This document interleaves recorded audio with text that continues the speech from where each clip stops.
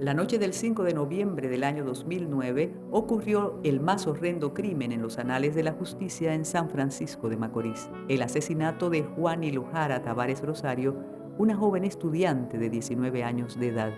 El siguiente 9 de diciembre del mismo año, el Ministerio Público ordenó el apresamiento de María Magdalena Marizán Flores de Vélez. Fue más tarde condenada a 30 años de cárcel ante una comunidad que, totalmente trastornada por dicho crimen, había encontrado a quien culpar. El asesinato de Lojara y el hallazgo de su cadáver por dos haitianos en unos terrenos detrás del Colegio Continental consternó a la población de San Francisco de Macorís. Pero más allá del asesinato castigable y terrible de una joven estudiante de una importante ciudad de nuestro país, el hecho se convirtió al poco tiempo en un comedero mediático y un foro donde las pasiones exacerbadas y las opiniones encontradas lucharon por la atención de la nación dominicana. Los acusados principales fueron Yariel Rosario Ramos, de 17 años de edad, y Víctor Alfonso Brito, alias Guachi. El lugar donde dicen se concertó la llamada fatal que dio como resultado la contrata oficial para la muerte de Lojara, el Parque de los Mártires. Marizán fue a su vez señalada por el Ministerio Público como autora intelectual del crimen, bajo el argumento de que ésta no quería que su hija, Maciel Vélez Marizán, sostuviera una relación de amistad estrecha con la occisa Lojara Tavares. Es la primera vez en la historia judicial que se apresa y se acusa primero al supuesto autor intelectual y más de un mes después aparecen los autores del hecho. Los argumentos que desmontan esta teoría son muchos y diversos. El proceso penal para probar la culpabilidad de la acusada se vio matizado por diversas circunstancias que lo hicieron y lo hacen todavía hoy un proceso cuestionable y parcializado. Oye, que pongan la nalga en remojo el tribunal. Si el juicio no se da, que pongan la nalga en remojo. Pila de malditos delincuentes. Malditos delincuentes lo que son. Unos malditos vulgares delincuentes es lo que son, coño. Pero que a los jueces y a todos los que tenemos en este caso, que se atengan a las consecuencias. Que hay un pueblo en pie. Ahora nos vamos a llamar el pueblo a la movilización. Y aquí nadie responde por lo que pueda pasar a partir de este momento. ¿Cómo fue posible que el proceso se llevara a cabo en la misma ciudad donde ocurrió el hecho si la comunidad estaba afectada de manera indiscutible y peligrosa? La presión social ejercida sobre todos los actores de este importante proceso penal salió a relucir desde el primer momento. La muerte está aquí, el pueblo está en la calle, los jueces por millones nueva vez ponen en libertad a la asesina Elena Marizán. ¿Qué puede pasar en San Francisco de Macorís? No sabemos. La muerte está aquí de parte de Géboneré, un C20, como lo quieran comprar los jueces. La familia Vélez Marizán es una familia que ha quedado virtualmente rota desde que la sentencia condenó a María Magdalena y tronchó la cotidianidad de su vínculo. Gregorio Vélez conoció a su esposa en Nueva York. Dominicanos emigrantes buscando un sueño como tantos de nuestros compatriotas iniciaron una relación y formaron un hogar a base de trabajo duro y un sólido vínculo completado por 4 hijas. Hasta los fatídicos eventos del año 2009, la familia no conoció y no conoce todavía hoy lo que es desunión. Yo siempre he sido una persona de negocio. Solamente a mí me ha interesado la parte que me pertenece, pero no he sido capaz nunca de quitarlo de nadie. Y siempre me he ocupado en asuntos de préstamo. Yo le compré una finca a un señor, muy bien comprada y muy bien vendida. Y mi mujer me pidió que le hiciera una casa. Y lo único lamentable, que yo no tenía más dinero para hacerle una más grande que esa porque ella se lo merece. Ella se lo merece porque vendí mi finca, hice mi casa. Pero eso aquí fue terrible. No se la dejaron vivir. No se la dejaron vivir. todavía mi casa no está hecha. A veces yo me pongo a pensar, digo, pero ¿será que me confundieron con un mafioso? ¿Será que me confundieron con un narcotraficante? Pero de estos narcotraficantes que le está yendo bien. ¿Será eso? Porque ¿por qué necesariamente a nosotros tiene que pasarnos eso? Desde el primer momento en que María Magdalena es apresada por el Ministerio Público, las circunstancias de la acusación que oficialmente se le formuló quedaron en evidencia. Amigos y vecinos del pueblo, queriendo a su vez encontrar los culpables de ese hecho, se movilizaron para buscar datos y encontraron testimonios de personas allegadas a Yadiel que habían conversado con este, admitiendo sus hechos. No, la muchacha, la que encontraron la muerta, yo le dije, ¿qué tú tienes tú que ver con eso? Y él me dijo que yo la maté. Entonces yo ahí, tú sabes, me asusté y brinqué para el lado de donde estaba y le dije que por qué lo había hecho y ahí él comenzó a decirme que era que él iba a atracar y que ella le dijo que si le hacía algo ella lo podía meter preso o porque, como tú sabes, que lo iba a meter preso, que lo iba a denunciar a la policía, que ella lo conocía. Entonces el show que dicen por la televisión de que la quemaron, eso fue mentira. Mentira, de que también que la agraparon, también eso es mentira. Yo me di cuenta que los forenses también se pueden equivocar, los forenses. Hablan demasiadas mentiras esos forenses, y que le hicieron esto, que esto, y no sé, verdad. Y ahí fue que yo me di cuenta que esa gente no sabe hacer su trabajo bien. Porque cuando yo vi en el periódico decían como que le habían dado palo, eso sí fue verdad. Eso es mentira. Tú dices que lo que la mató fue la puñalada. Eso fue todo mentira, eso de que entran de que a palo, que la quemaron, que la agraparon, que le hicieron de todo. Todo eso es mentira. Lo que la mató dice que fue una puñalada. La puñalada de él fue que la mató. La de aquí fue. ¿Pero duró mucho para morir o no? No. Y tú le contaste con lujo y detalle a Octavio. Yo le conté, pero no como bien así, como pasó todo, ¿no? ¿Y la fiscalía, ellos supieron o no? ¿Tú le contaste a ellos? A la fiscalía, ¿O no? sí. Y ellos te dijeron simplemente, no, tú lo que tienes que meter a esta mujer en medio y tú, así, tú sales fácil. Bueno. Pero arbitrariamente fueron desestimados como testigos en los juicios posteriores. Para muchos conocedores de la materia, esta es la base del problema. Las pruebas que estaban a descargo no fueron valoradas por el juez. Nosotros aportamos pruebas que decían que Yariel había ido ese día a la casa de un amigo ensangrentado y que había dicho tal o cual cosa y que no era Elena Marizán la culpable. Sin embargo, esas pruebas no se mencionan en la sentencia, por lo cual constituye una violación de derechos fundamentales. Y me dice, yo maté a una muchacha, yo la joiqué. Después que la estaba joicando, yo la tiré en el piso, la estaba joicando. Después que la estaba joicando, sacó una tijera que ahí tenía de picar hierba, chiquita. Y empezó a darle puñalada por ahí, por la garganta. Cuando la terminó de puñalar por la garganta, ya no se moría y empezó a darle con el piso ahí. La agarró por la cabeza y le empezó a chocar con el piso. Dios, no, que me decía a mí cuando yo lo fui a ver a la cárcel de ahí, al tribunal. Yo le decía, ¿qué tú haces? Y me dijo, no, yo no quiero hacer cárcel. Y él metió a Elena, porque Elena ya la tenían señalada como supuestamente la autora del hecho.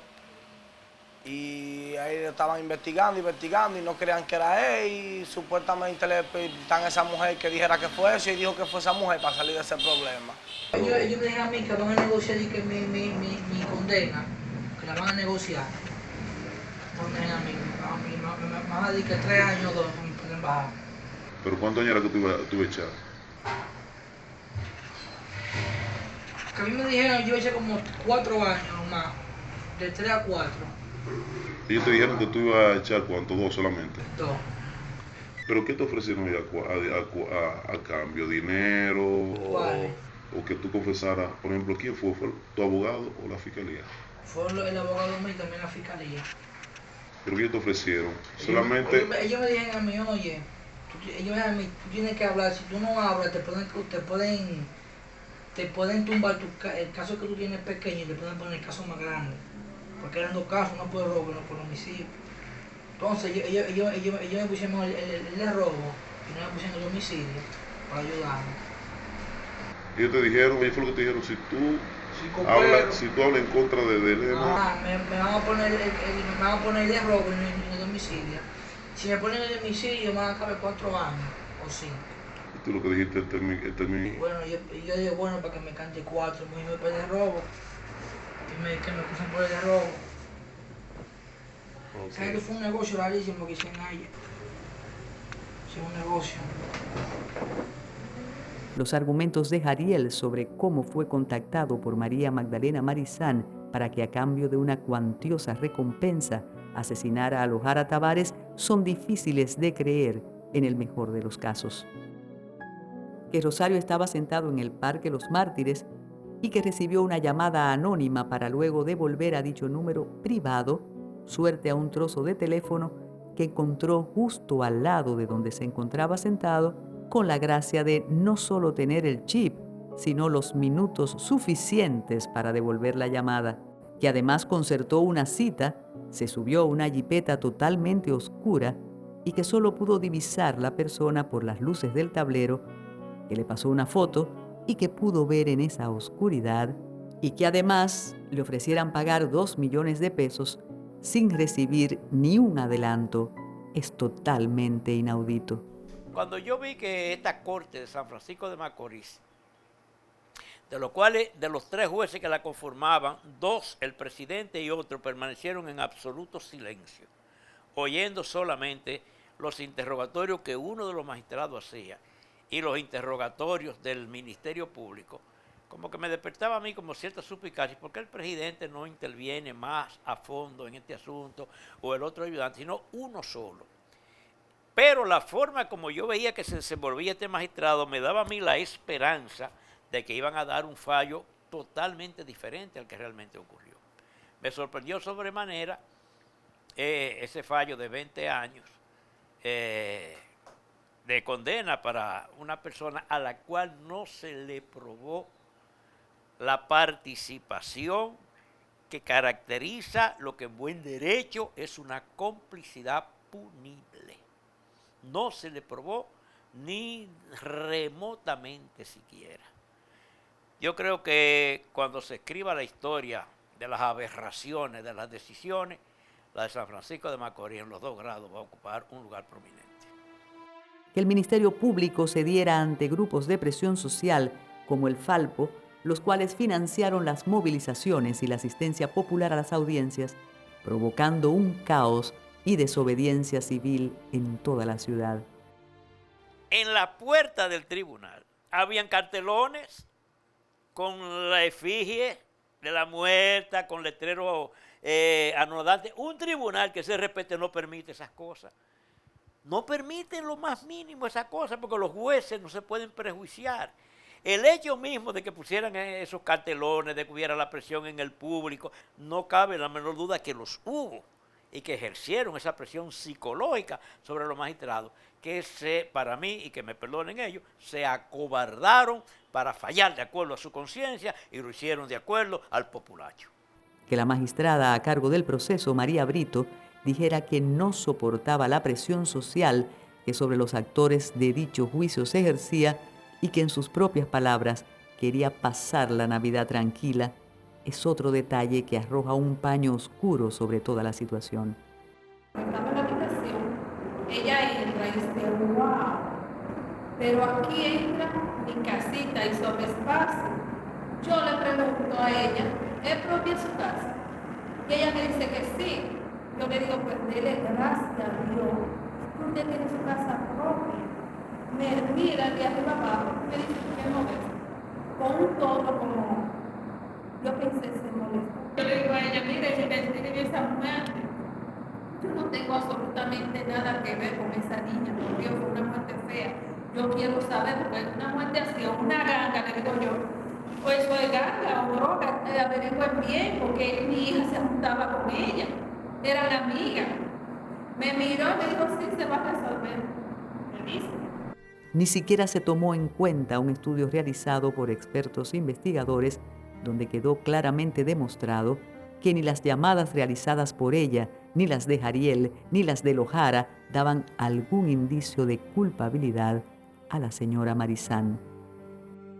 María Magdalena fue condenada antes del juicio. El odio vertido sobre la figura de una madre de familia que a base de trabajo y acompañando a su esposo en el viaje de la vida que es el matrimonio, no tenía justificación porque las pruebas no apuntaban a ella. Los vicios que colmaron el proceso penal permitieron la libertad al autor material confeso de dicho crimen y encarcelaron a alguien para cuya condena no había pruebas que justificaran 30 años de cárcel. Es muy peligroso que la justicia ceda a la presión, porque eso se puede prestar y se está prestando a que gente inocente vaya a la cárcel. Entonces, hay que reforzar la investigación imparcial, porque el Ministerio Público en este país cree que su única labor es acusar. Y nosotros entendemos que la labor es hacer una investigación imparcial. Que cuando una persona sea declarada inocente o no culpable, o sea declarada culpable, en la población quede la convicción de que se hizo un trabajo investigativo serio, imparcial. En este caso en específico, lo que hubo fue mucha presión mediática, una investigación dirigida, donde cuando aparecían cosas que pudieran favorecer a Elena no aparecían. Incluso se probó en el juicio que hubo hasta alteraciones de los reportes de llamadas. La conflagración en contra de Marizán parecía cubrir todos los aspectos y matices de la vida pública. Sus oportunidades eran mínimas frente a semejante aluvión de opiniones en su contra, todas condenándola a la más dura de las penas. De repente, María Magdalena Marizán se convirtió en el recipiente de todas las culpas, merecedora de todos los infiernos y condenas imaginables, habidas y por haber. Pero ¿cómo sortear el obstáculo de una multitud que clama sangre, estando desinformada y sin elementos de juicios necesarios para ejecutar una condena? Tanto los jueces como todo aquel ministerio público que ha formado parte del engranaje de este expediente es responsable. El encarcelamiento y subsecuente condena de María Magdalena Marizán a cumplir 30 años por el asesinato de Lojara Tavares en calidad de autora intelectual no solamente fue el resultado de un proceso penal viciado desde el inicio, donde la presunción de inocencia del acusado debe ser preservada. A María Magdalena nunca se le dio el beneficio de la duda, nunca fue inocente, más allá de la duda razonable. El proceso y sus resultados debe llevarnos a reflexionar sobre todos aquellos que, siendo inocentes, confían en los recursos para que se pruebe su inocencia. Hombres y mujeres con sus vidas rotas, que siendo inocentes son enterrados vivos, condenados a cumplir sentencias más que injustas por crímenes que no cometieron. Hay que reflexionar sobre los efectos de estos procesos insanos que han destruido familias y cimentan la ira contenida por estos seres y por demás envían el mensaje de que todo es posible por ante la justicia dominicana siempre y cuando se tenga el apoyo de fuerzas que desde la oscuridad operan para retorcer los destinos de la justicia. ¿Cómo puede ser que dos jurisdicciones de dos grados diferentes, sin que se haya establecido una prueba contundente, tengan la osadía, porque no se le puede llamar de otra manera, tengan la valentía de cantarle primero 30 y después 20 años, como quien dice, le estamos dando un premio de consolación, bajando de 30 a 20 a esta señora, sin que estuviese caracterizada la prueba mínima de la existencia en la culpabilidad de esa señora. Te digo que me decepcionó al extremo tal que ya yo no quisiera que me buscaran para asuntos penales mientras la judicatura dominicana no tenga otra visión y otra forma de actuar. Si hubiéramos estado en un tribunal de jurados, como en algunas latitudes se usa, yo estoy completamente seguro que hasta un bachiller podía haber defendido ese caso.